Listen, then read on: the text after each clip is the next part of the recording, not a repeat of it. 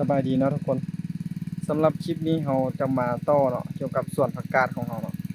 ซึ่งว่าได้2 อาทิตย์ผ่านไปเนาะน่าจะประมาณนี้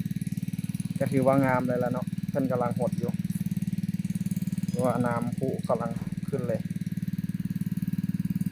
เนาะ2 อาทิตย์ผ่านไปแล้วผักกาดจะขึ้นมาซ้ำนี้เนาะก็คือหน้าที่ของเราตอนนี้คือว่ามันขึ้นมา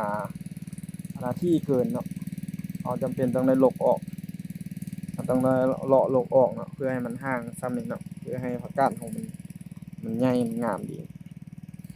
เพิ่นกำลังหดน้ำอยู่เนาะเบื้องนั้นกำลังปล่อยน้ำใส่อยู่เนาะ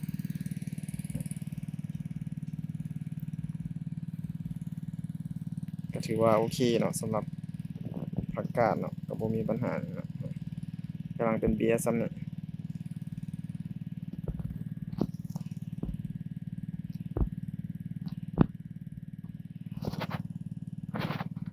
เบื้องนี้ก็เช่นกันเนาะเบื้องนี้คือกันเนาะ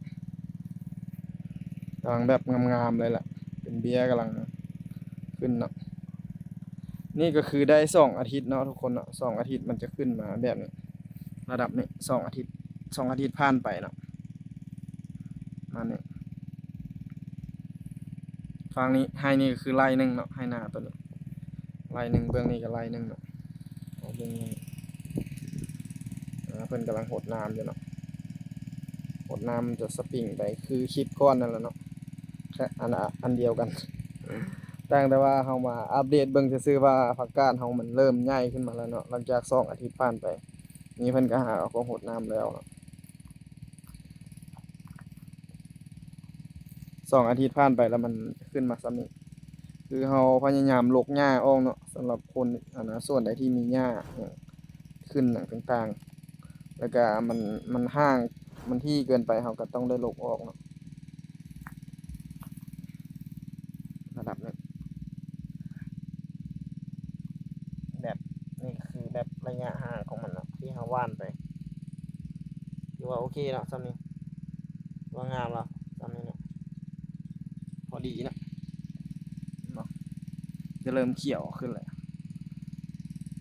เบื้องตอนนี้คือหดน้ำใหม่ๆเนาะเบื้องนั้นก็เพิ่นหดน้ำอยู่ได้เฮาก็คือคิดก้อนนั่นเนาะได้เฮาคล้ายๆเก่าเลยตั้งแต่ว่าเฮามาอัปเดตมันซื่อๆเนาะว่ามันเบียร์มันใหญ่ส่ำใดแล้ว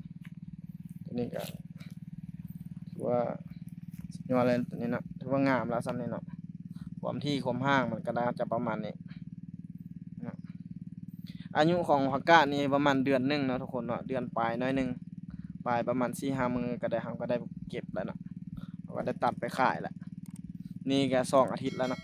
2 อาทิตย์ผ่านไปแล้วอีกประมาณ2 อาทิตย์ก็น่าจะได้เก็บแล้วอาทิตย์หนึ่งเขาจะมาถ่ายอาทิตย์หนึ่งเขาจะมาถ่ายแต่ว่าอันน่ะอาทิตย์แล้วนี้บ่ได้ถ่ายคลิปเนาะคือว่าเราติดภารกิจหน่อยหนึงเราก็เลยได้เป็น2 อาทิตย์ถ่ายเทื่อหนึ่งเนาะหลังจากคลิปแล้วนี่เราได้ลงไปก็คือขั้นตอนในการเริ่มเนาะเริ่มหว่านเริ่มหยังต่างๆแล้วก็วิธีการในการแล่นน้ำหยังต่างๆระบบการหดน้ำของเพิ่นและคลิปนี้เราจะมาเบิ่งว่า2 อาทิตย์ผ่านไปมันขึ้นมาระดับนี้เกิดขึ้นแล้วเนาะเบื้องนี้ก็ถือว่างามหลายเนาะเพิ่นกำลังหดน้ำใหม่ๆกำลังเขียวงามเลยเพิ่นจะหว่านปุ๋ยเนาะทุกคนปุ๋ยเพิ่นจะใส่ปุ๋ยเร่งเนาะหว่านปุ๋ยแล้วก็หดน้ำใส่ปุ๋ยก็เพิ่นก็บ่ได้หว่านหลายเนาะก็ธรรมดาเนาะมันมีปุ๋ยค้างอยู่ยังบ่เปื่อยเนาะ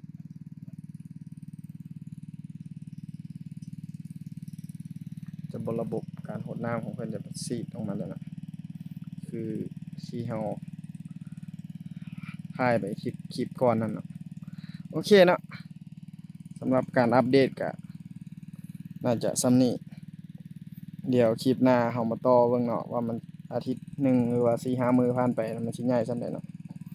คลิปนี้ก็น่าจะเท่านี้ก่อนเนาะทุกคน